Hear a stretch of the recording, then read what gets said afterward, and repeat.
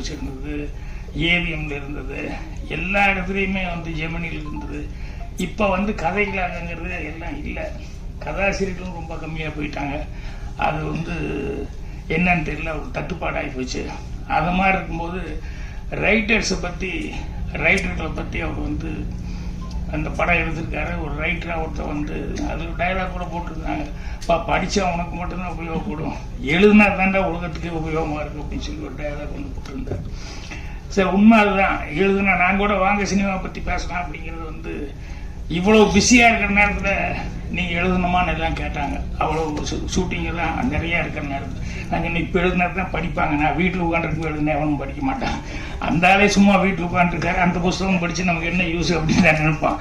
அதனால் மார்க்கெட்டில் நல்லா இருந்துட்டு இருக்கும்போதே படிக்கணும் அப்படின்னு சொல்லி தான் நான் அந்த வாங்க சினிமா பற்றி புஸ்தகம் வந்து பின்னால் வர்றவங்களுக்கு வந்து நம்மளுடைய அனுபவம் யூஸ்ஃபுல்லாக இருக்கட்டும் அப்படிங்கிறதுக்காக எழுதுது. ஸோ ரைட்டர்ஸ் பற்றி சொல்லும்போது எனக்கு ஒரு தமாசான ஒரு நிகழ்ச்சி தான். ஆனால் ரைட்டர்ஸுக்கு அது சொல்லணுமே அப்படிங்கிறதுக்காக அது இன்சிடென்ட் சொல்கிறேன். என்னென்னா தேவபுலிஸ் கதையில வந்து எல்லாருமே இருந்தாங்க. கலைஞான சார் இருந்தார், தோயவன் இருந்தார், டைரக்டர் மகேந்திரன் இருந்தார், மாறா, இப்படி எல்லாமே எல்லா ரைட்டர்ஸுமே அங்கே இருந்தாங்க. தேவபுலிஸில் என்னன்னா முதல் நாள் போகும்போது டேய் இந்த இடத்துக்கு கொஞ்சம் நல்ல சீனாக ஏதாவது ஒன்று பிடிச்சிட்டு வாங்கடா அப்படின்னு சொல்லி அனுப்புவார். காலையில் 8 மணிக்கு கார் போய் எல்லா ரைட்டரையும் ஒவ்வொருத்தையும் காரில் தூக்கி போட்டு கொண்டு வந்து உட்காரும்.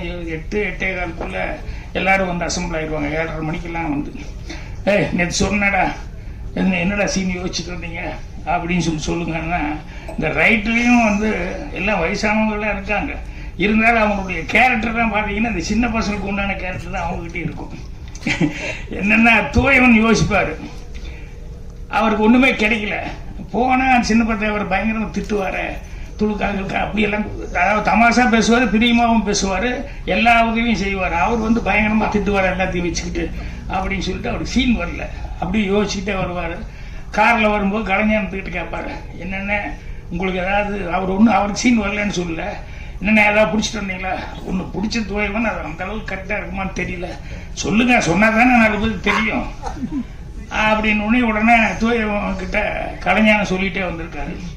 வந்தோடனே இவங்க 8 மணிக்கு அசம்பிளான்னு, என்னப்பா நேற்று சொன்னேன் ஏதாவது சீன் யாராவது தின் பண்ணிட்டு வர்றீங்களா அப்படின்னு தூயவன் முதல்ல கை தூக்கிட்டார். நான் சொல்றேன், சொல்லுடா பாடுறா, அவன் முதல்ல சொல்றாங்க சொல்லுடா அப்படின்னா கலைஞான சீனி வர அப்படியே சொல்லிட்டாரு. கலைஞான திருத்துன்னு முடிக்கிறாரு. இப்போ அவரால் சொல்லவும் முடியல. இல்லை நான் யோசிச்சுட்டு வந்தேனே, வழியில் இப்படி பண்ணி திருடிட்டேன், நான் என்ன பண்ண தெரியலன்னு ஒன்றும் சொல்ல முடியல. அதுக்கப்புறம் என்ன கலைஞானம் அப்படின்னாரு. அண்ணா ஒன்றும் வரல, அவன் பாடுற அவனை விட வயசு எவ்வளோ கம்மி அப்படின்னு திட்டாரு. தூயம் சைலண்ட்டாக அப்படி உட்காந்துட்டாரு. அப்புறம் அடுத்த நாள் வந்து பேசும்போதெல்லாம் தூயவங்கிட்ட, ஏன்டா உன்னை நம்பி நான் சொன்னேன் தூயவா, இப்படி பண்ணி போட்டிய கழுத்து எடுத்துட்டியே, அந்த மனுஷங்கிட்ட என்ன திட்டு வாங்க வச்சுட்டியா அப்படி இப்படின்னு பேசு. அப்புறம் ஏன்டா பேசாமே விட்டுருக்கு, மூட வீட்டில் வர தூயவன் என்ன என் பொண்டாட்டி கூட நான் பிரச்சனை, அது எல்லார் வீட்லையும் பிரச்சனை தான், என்ன இருக்கு அப்படின்னு. இல்லைண்ணே எப்போ பாரு வந்து நம்ம வெளியே போய் சம்பாதிக்கிறது சாதாரண விஷயமான, ஒரு ஆம்பளை வெளியே போய் எவ்வளோ கஷ்டப்பட்டு சம்பாதிக்கிறான், கொஞ்சம் கூட புரிஞ்சுக்க மாட்டேங்கிறா. நீங்கள் மட்டும்தான் சம்பாதிக்க, அதுதான் இன்னும் வீட்டில் இருந்து குழந்தைகளை பார்த்துக்கிறதுலாம் ஒன்றுமே வேலை இல்லைன்னு நினச்சிட்டிங்களா?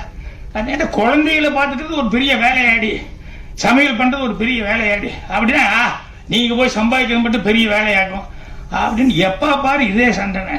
நீங்கள் என்ன பெருசாக அங்கே கிழிக்கிறீங்க, நாங்கள் நீங்கள் பொம்பளைக்கு என்ன கம்மியாக பண்ணுறேன்னு, அது இது ஒன்றாண்ணே, அப்படி முடியுமாண்ணே அப்படி இப்படின்னு சொல்லிட்டு எப்போ பாரு என் மாதிரி நீ செய்ய முடியுமா, உன் மாதிரி நான் செய்ய முடியுமா அப்படின்னு சொல்லிட்டு ஒரே சண்டை. அவர்கிட்ட அவளை எப்படி புரிய வைக்கிறது தெரியல, ஆம்பளையினுடைய கஷ்டமே அவளுக்கு புரியல அப்படின்னா. அடுத்த நாள் வந்தோடனே அப்புறம் எங்கேயும் ஒரு கம்பெனியில் கதை கேட்டிருக்காங்க. அப்புறம் கலைஞானம் கதை சொல்லலான்னு சொல்லி போயிருக்காரு. முதல் நாள் கேட்டிருக்காங்க கதை வேணும்னு. அப்புறம் அவர் தூயவனும் கூட போயிருக்காரு. முக்தாபின் சீனிவாஸ் சார் தான் போய் கலைஞான கதையை ஆரம்பிக்கலான்னு, இந்த தூயவன் கதை சொல்லலான்னு ஆரம்பிக்கிறதுக்குள்ள, இல்லை தூயவா கலைஞான ஒரு கதை சொன்னாலும் ரொம்ப பிரமாதமாக இருந்தது, நீ வசனம் மட்டும் எழுதுங்க, என்கிட்ட சொல்லவே இல்லையே என்ன கதை என்ன அப்படின்ட்டு. இல்லைப்பா அந்த லைன் நல்லா இருக்குப்பா, ஒரு பொண்டாட்டி எப்போ பாரு புருஷங்கிட்ட சண்டை போட்டுட்டே இருக்க, நீ வீட்டில் இருந்து இதெல்லாம் பண்ண முடியுமா, சமையல் பண்றது அது இது இதெல்லாம் குழந்தைய பார்த்துக்கிட்டு சாதாரண விஷயம்னு நினைச்சிட்டியா, ஒரு ஆம்பளை செய்யறதெல்லாம் ஒரு பொம்பளை செய்ய முடியும், நீ போய் சம்பாதிக்க முடியுமாடி அப்படின்னு சதா சண்டைப்பா. திடீர்னு 2 பேருக்குள்ள ஒரு எக்ரிமெண்ட் போட்டாங்க. என்னென்ன, சரி ஒரு 6 மாதம் அல்லது 3 மாதம் நான் வந்து சம்பாதிக்கிறது வேலைக்கு போகிறேன், நீ வந்து வீட்டிலேருந்து குழந்தைகளை காப்பாற்றுறது சமைக்கிறத பண்ணு அப்படின்னு ஒரு எக்ரிமெண்ட் போட்டேன். ஃபேமிலி சென்டிமெண்ட் பிச்சு அப்படின்னு சொல்லிட்டு இதுதான் கலைஞர் சொன்ன கதை. தோயவை முடிக்கிறாரு. ஏன்னா நம்ம தான் காரில் சொல்லிட்டு வந்தோம், நம்மளதே வந்து சொல்லிட்டாரு இவரு அப்படின்னா, அப்புறம் வெளியே வந்து நீ தோயவா நீ என் சீனு தான் திருந்த, நான் கதையை மட்டும் நடிச்சிருந்தா அப்படின்னா. இது வந்து கேட்கும்போது காமெடியாக இருந்தது. ஆனால் உண்மையிலேயே கதை அப்படிங்கிறது நம்ம லைஃப்பில் இருந்து எடுக்கிறது தான் கதை. இதுக்காக போய் கற்பனை எல்லாம் பண்ணி புதுசாக அது வந்து இது பண்ணி அப்படி மேலே பார்த்து கீழே பார்த்து இப்படியெல்லாம் யோசிக்கிறதுங்கிறதுல ஒவ்வொருத்தரும் ஒரு கதாசிரியன் தான். அவன் லைஃப்பில் வந்து அவனை பாதிச்சது என்ன அப்படின்னு சொல்லி ரீக்ரியேட் பண்ண ஆரம்பித்தாலே அதில் நல்ல கதைகள் கிடைக்கும். அதே மாதிரி கதைகள் வந்து எல்லாருமே வந்து ஒரு 10 கதை இருந்தால் தான் சினிமாவுக்கு போக முடியும்.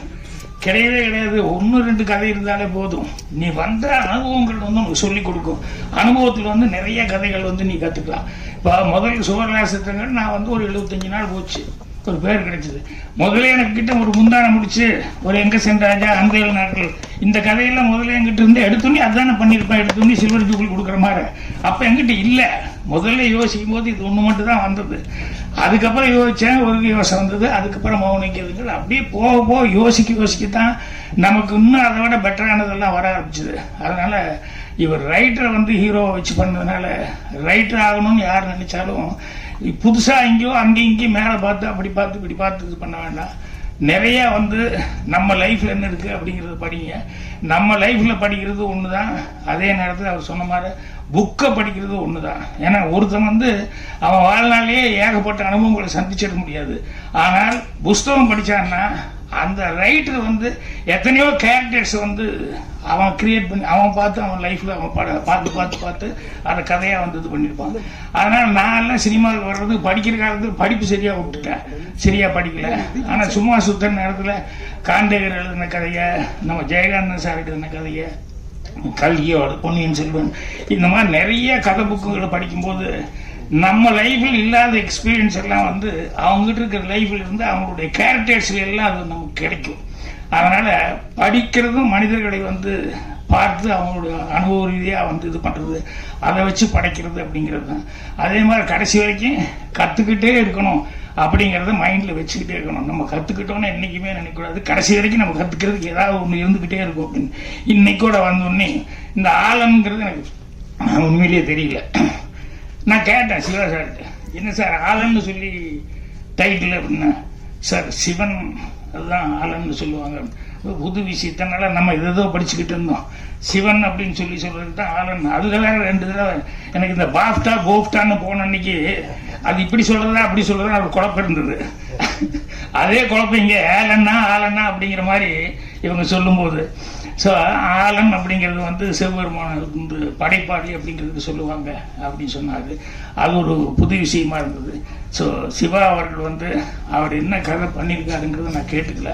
ஆனால் அது வந்து சொல்லும்போது வந்து இது லவ் அதோட ஆன்மீகம் அப்படின்னு சொல்லிட்டு அதுலேயே ஒரு டைலாக் ஒருத்தன் எதை நேசிக்கிறானோ அதிகமாக நேசிக்கிறானோ அதுதான் ஆன்மீகம் அப்படிங்கிற மாதிரி சில டைலாக்கள்லாம் வந்து அங்கே ஒரு ட்ரெய்லரில் அங்கங்கே பிட்டாக வந்தால் கூட அந்த பிட்டாக வர்றதுல கூட அதில் ஒரு கருத்து, அதில் ஒரு ஆழமாக ஒரு விஷயம் இருக்குது அப்படிங்கிறது தெரிஞ்சுக்க முடியுது.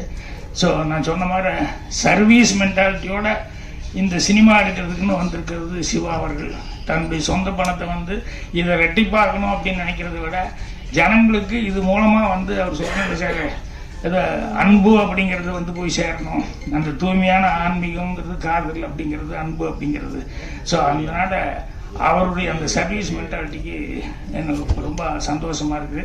அப்புறம் பாக்யா புக்கெல்லாம் வந்து அவருக்கு இன்ஸ்பிரேஷனாக இருக்கிறது அப்படிங்கிறது எனக்கு அது ரொம்ப சந்தோஷமாகவும் பெருமையாகவும் இருக்குது. ஸோ அவருக்கு வந்து பத்திரிகையாளர் நண்பர்கள், ஊடக நண்பர்கள் எல்லாருமே அவர் ஏன்னா இது வந்து கேமராமேன் அவங்கெல்லாம் வந்து அந்த ஃப்ரேம் படம் பார்த்தோன்னே நான் முதல்ல எனக்கு இவர் தான் சிவாங்கிறது தெரியாமல் நான் ட்ரெய்லர் கொண்டு வந்து காமிச்சாங்க. ப்ரொடியூசர் அப்படிங்கிற மாதிரியே பேசிட்டு அந்த ட்ரெய்லர் அப்படி பார்த்தோன்னே சார் இந்த சிவா யாருக்கிட்ட அப்படிங்கும்போது நான் தான் சார் சிவா அப்படின்னாரு. எனக்கு அது வரைக்கும் அவர் எழுதினாரு, அவர் தான் டைரக்ட் பண்ணான்னு தெரியல, ப்ரொடியூசர் நினச்சிக்கிட்டேன். ஸோ அந்த ஃப்ரேமிங்கு அதெல்லாம் பார்த்தா இடங்கள் எல்லாம் செலவு பண்ணி தான் அந்த கேமராமேன் எல்லாம் எவ்வளோ தூரம் அதுக்காக இது பண்ணியிருக்காங்கன்னு சொல்லிட்டு இந்த படத்தில் எல்லா டெக்னீஷியனுமே அவங்கவுங்க பங்கு ரொம்ப சிறப்பாக பண்ணியிருக்காங்க. அதாவது அதில் கூட சொன்னார் இல்லையா, பாட்டு எழுதும்போது அவர் நான் பார்க்கல, கிருஷ்ணாவை வந்து மனோஜ் கிருஷ்ணாவை வந்து கம்போஸ் பண்ணும்போது நான் அவரை பார்க்கல, ஃபோன்லேயே தான் பேசினேன். அவங்கவுங்க வேணுங்கிறதுல அவங்கவுங்க வேலையை அவங்கவுங்க வந்து ரொம்ப சிரத்தையோடு செஞ்சுருக்காங்க. அதனால் எல்லா டெக்னீஷியன்களுக்கும் என்னுடைய மனமார்ந்த பாராட்டுகளை தெரிவித்து சிவா அவர்கள் வெற்றி பெற என்னுடைய வாழ்த்துக்களை தெரிவிச்சுக்கிறேன். நன்றி, வணக்கம்.